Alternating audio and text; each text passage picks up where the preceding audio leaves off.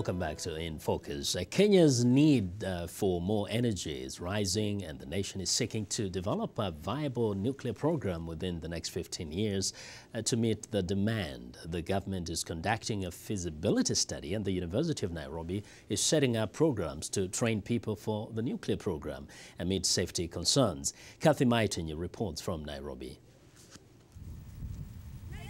Some 86% of Kenyans do not have access to electricity, relying on firewood and kerosene to meet their energy needs. Electricity is expensive, and the supply is limited. Kenya produces about 1,400 megawatts of electricity, more than half of that from hydroelectric plants. But massive deforestation and other factors have led to decreasing rainfalls and the drying up of rivers and lakes, making hydroelectric power less of an option. Kenyan officials say nuclear power may be the answer. David Otwoma is secretary of the Energy Ministry's Nuclear Electricity Development Project. If the cost of electricity can be reduced, then more of our people will be having access to electricity. And with that, other uses of electricity like cooking, for example, our children being able to read. So it will enhance the standard of living of our people if we have nuclear electricity in the energy mix in the near future.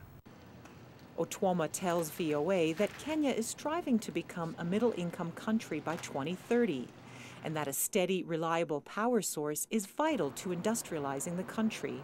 He says a nuclear power facility would benefit the region because Kenya is a member of the East Africa Power Pool, a 9-member group working to make affordable, environmentally friendly energy more accessible. Whichever country has a nuclear power plant, that electricity will not only be confined to that country. To that end, Otwoma's group is conducting a 3-phase program to study environmental, economic, and technical issues of nuclear power, with the aim of constructing 1 or more reactors within 15 years. Likely locations for reactors are along Kenya's coast, inland rivers, or lakes. The University of Nairobi's Institute of Nuclear Science and Technology is working with the government on technical and personnel issues. Scientist Gichuru Gatari tells VOA there needs to be more students in the institute, particularly those studying nuclear engineering. He says there is a big challenge with providing students hands-on experience. Look at it. We teach them nuclear science, nuclear reactors, accelerators.